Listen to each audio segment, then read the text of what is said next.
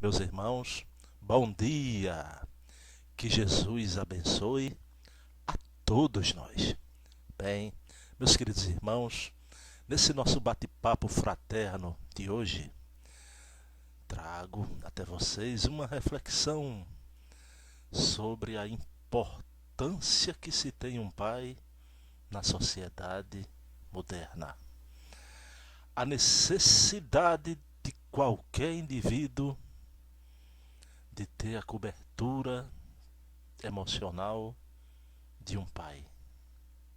Porque, meus queridos irmãos, a ausência do pai é a principal causa de retrocesso no bem-estar dos filhos. Também é um fator crucial para se compreender hoje a crise atual da instituição família. A diminuição da função paterna tem consequências sobre a estruturação psíquica do indivíduo nas fases da infância e da juventude e indiretamente sobre toda a sociedade. A debilitação da imagem masculina, os transtornos de filiação, o acréscimo das condutas ilícitas, a perda de sentido dos limites, toxicomanias, bulimia, anorexia, práticas sexuais desequilibradas, dificuldades de socialização, são alguns dos exemplos mais marcantes e propalados na mídia. A sociedade atual valora muito mais a figura materna, indubitavelmente, e todos nós concordamos com isto. A mãe é uma fonte de segurança para os filhos. Mas, contudo, a relação entre mãe e filho necessita da complementação decorrente da função paterna. O pai é aquele que diz não, tanto ao filho como à mãe. É aquele que introduz a negatividade na vida de um infante. E aquele que declara a proibição, a saber, o limite do possível. A imagem do pai é imprescindível para o desenvolvimento psicológico equilibrado dos filhos. O pai, com efeito, seria uma espécie de mediador entre o filho e a realidade. Permite ao filho tomar iniciativas e aprender a distinguir entre o certo e o errado. E a partir disto, entender as consequências de uma ou outra escolha. O pai ocupa uma posição de terceiro em relação ao filho, de companheiro da mãe, e não uma versão masculina desta. Graças à figura do pai, o bebê aprende a se diferenciar da mãe e, paulatinamente, ao longo dos anos, alcançar sua autonomia psíquica. A criança descobre que não faz as regras, mas que elas existem independentemente dele. Em virtude da relação com o pai, o menino ou a menina adquire também sua identidade sexual.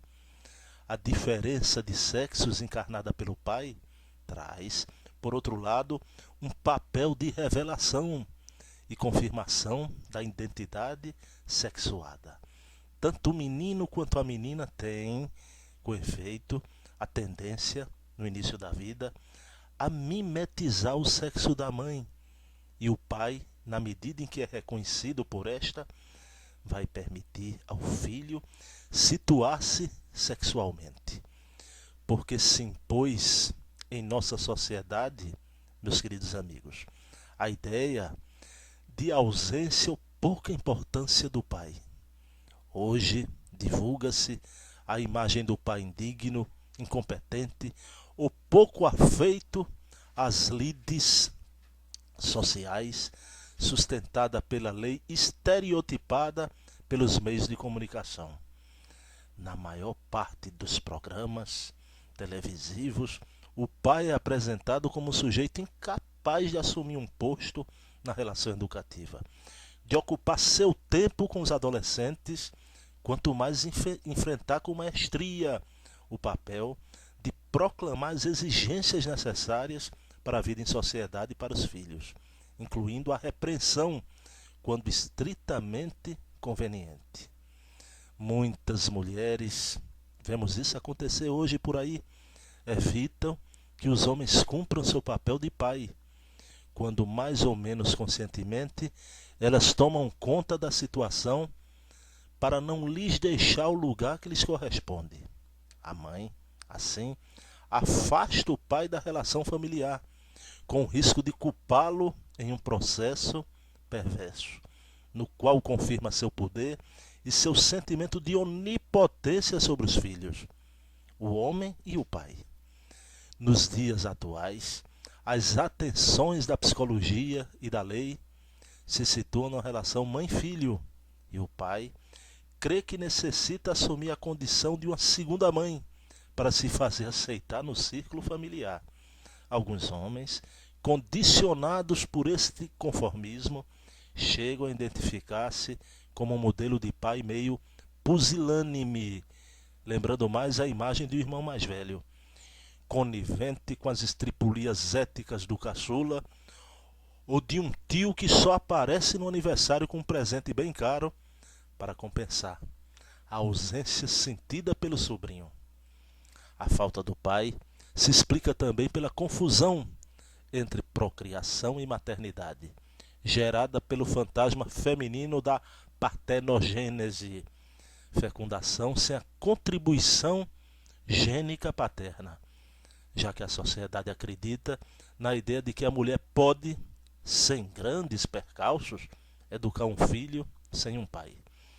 O desenvolvimento dos métodos contraceptivos e a trivialização do aborto contribuem também consideravelmente para sustentar a ilusão de que a mulher domina sozinha a procriação.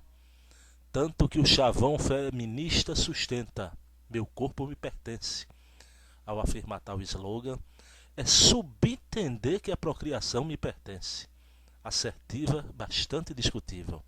Se a maternidade é algo exclusivo da mulher, a procriação é compartilhada pelo homem e pela mulher. Não é competência exclusiva desta. Os pais devem sentir-se sócios das mães no empreendimento conjunto. A liderança moral que devem exercer na família não pode ser postergada, substituída pela erosão conceitual provocada, sobretudo, por um feminismo exacerbado. Os pais devem ser exemplo vivo de caráter e de consciência. O respeito filial, daí decorrente, neutralizará a influência negativa dos colegas na adolescência e será o ponto de apoio firme nos anos da maturidade. Portanto, ser pai é ser essencial também, como ser mãe.